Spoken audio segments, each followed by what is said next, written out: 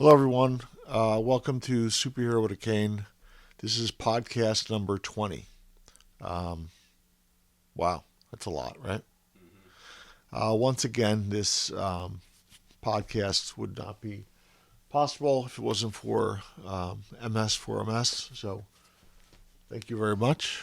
And today, I want to talk about what's been going on the past several weeks. I um, I personally have been dealing with much fatigue, which is a pretty side effect of or a symptom of my progressive MS. Um, all of a sudden, lower back pain has popped up, and once again, this I have it's called anesthesia dolorosa, which is a side effect of rhizotomy, which I tried to fix my trigeminal neuralgia, which was pain in my face, and as a result, I've gotten extreme numbness from that. So I was given a gift. Thanks to Kelly Bogda for coordinating all this. She coordinated a group of my friends, and I've thanked each of you individually, um, who all chipped in financially and bought me sessions to go to an acupuncturist. Um, Kelly has and we reached out while we're doing some sessions, and um, she felt very strongly, and I believe in her, that we thought that acupuncture might be an avenue to go with this. So, like like everything else, I don't like just diving into something unless I understand more about it. So there is, and acupuncture is just part of um, Chinese medicine. Looking it up, it's been around for acupuncture itself has been around for over 2,500 years. Um, the way Chinese medicine works is there's the theory that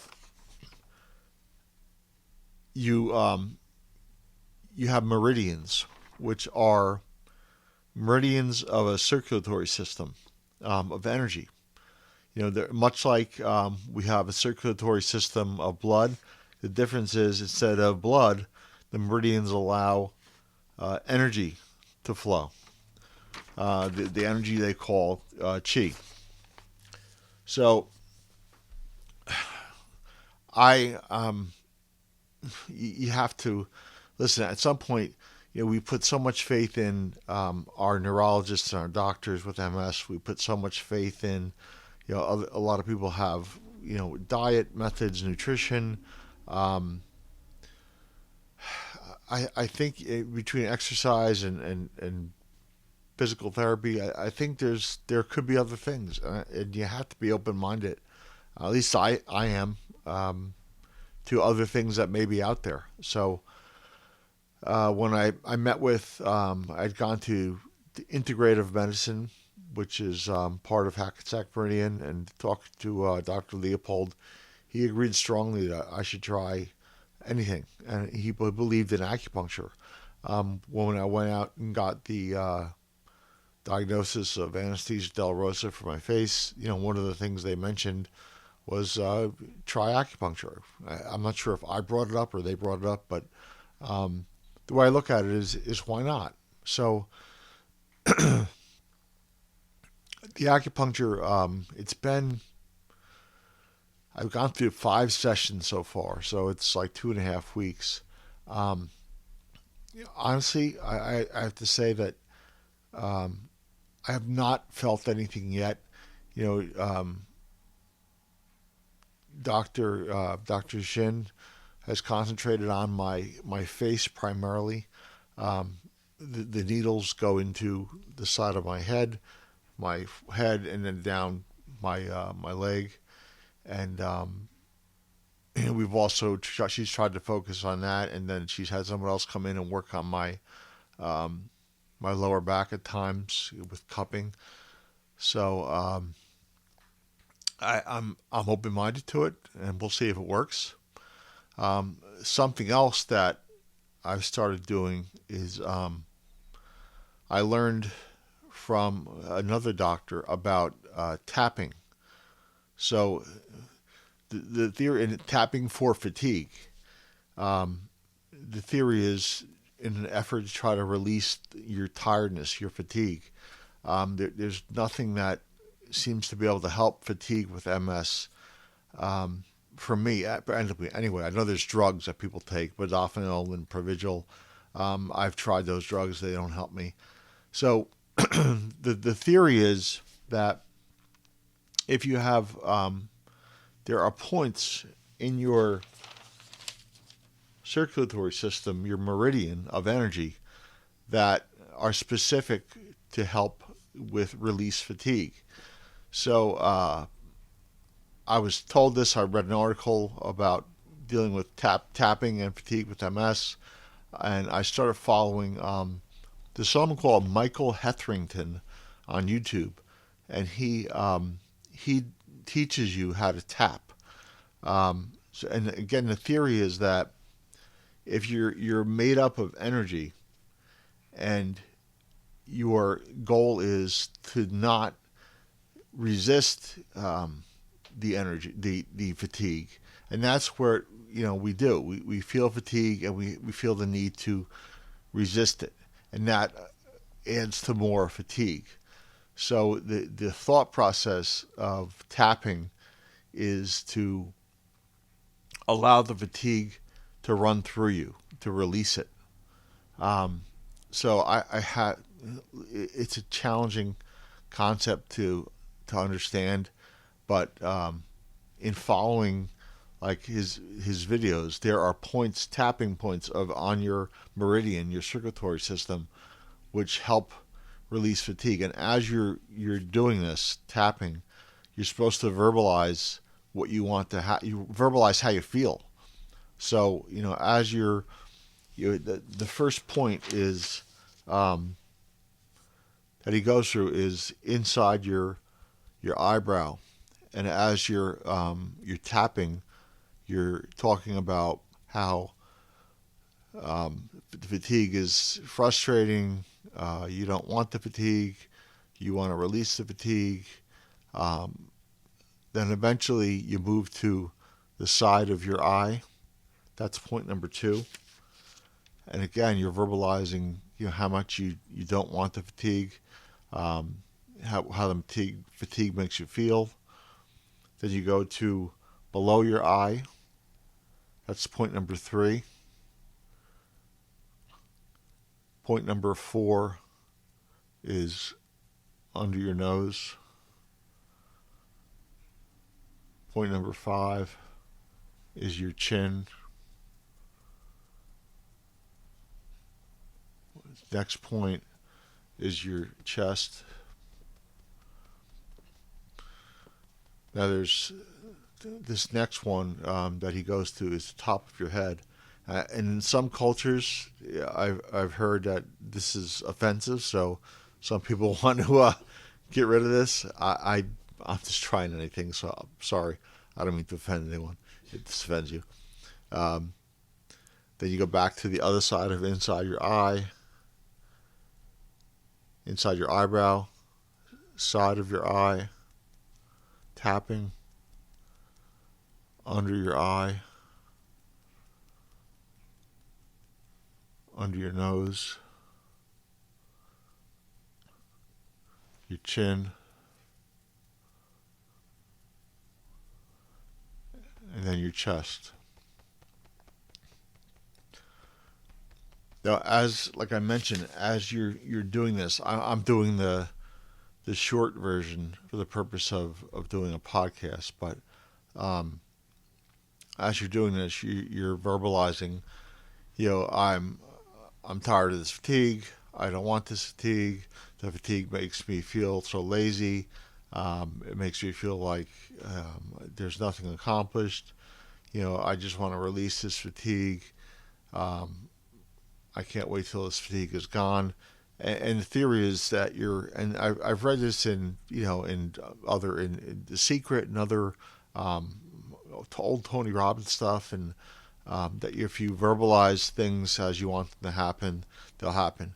This is the theory of um, the energy that you're putting behind this. So, um, if you believe in the meridian and the tapping while you're verbalizing, how the fatigue makes you feel.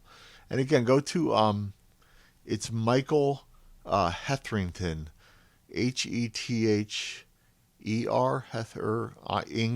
Hetherington, on YouTube, and just put in tapping and fatigue. And it's about an 11-minute video that he takes you through exactly how to do it. And that's the one I've been following. You may find others that are helpful. I know there's apps, and there's if you're better with technology and it's easier for you, I'm sure you can go online or find an app, and this will be easier. For me, it's easier for me just to pull up a YouTube video and follow it. Um, I'm kind of old school that way. So it's not. It doesn't. I don't know if this all makes you feel better immediately. And even with the fatigue stuff, he talks about that. He says, maybe you might feel slightly better after you do the first time. I've been doing this for about a week, and one thing I did notice is the other night, not last night. Last night was rough, but the other night, 2 nights ago, I actually slept. Probably the best I've slept in years. And I don't know if that has anything to do with this. I don't know. Again, I'm kind of trusting that the things I'm doing are going to be helpful. But I did sleep. I only got up twice. A lot of my issues have to do with having to get up and use the bathroom, so I got up twice. But other than that, I slept the best I had in years. I don't know if that had anything to do with it. And the acupuncture, she also had mentioned that this may take a little while. I've got some sessions to get through. She said for the first 3 weeks she wants me to come twice a week. Um, I've gone 5 times so far, and she said it may take some time to see if it actually works.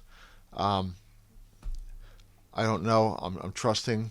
I'm kind of trusting that somebody out there knows more than me. Um, Maybe the universe knows more than me. I'm not really sure. I did speak with my doctor about this the other day because I had a neurologist appointment, and he was, he's all for it.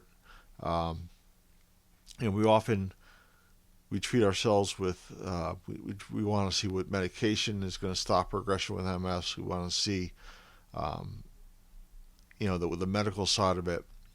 And sometimes we just have to put faith in other things. I mean, I mentioned this before, but I exercise 5 times a week. I get on the recumbent bike, and I do you know deep knee bends, and I have resistance bands I use. I go to physical therapy twice a week, occupational therapy every other week. I stretch every single day. I meditate every single day. Um, and you know what? I use. Hi, Tony. Tony's one of our cats. Um, I use. I forgot what the hell I was going to say. I um, I use every method I can. Oh, I know what I was going to say. For getting around, I use a cane. I use a walker. I use a rolling walker, and at times I use a scooter. Um, for me personally, I the other day I ran into somebody online who we just happened to be responding to a question through a MS site, and it was a somebody that was probably about 10 years older than me, and he was talking about um, he had been he was a veteran, and he was living with primary progressive MS. Pushed and pushed himself. He falls a lot. It sounds like very familiar to what I do. And again, if you just get diagnosed and you plop yourself into a wheelchair or a scooter, and you make no attempt at exercise, physical therapy, any alternatives, then I don't know what to tell you. Um, my friend Donnie that passed away a couple months back, he was in a wheelchair and he fought like hell. And I'm trying not to be. My goal is to not be in a wheelchair. Maybe it's my stubbornness of how I do things, but that's my goal. The cane, the walker, the scooter, these alternative treatments, whether it's acupuncture, it's tapping. I don't know. We'll see. I I just think we have to try everything that we can, and I think that's it. All right, I'm out. See ya.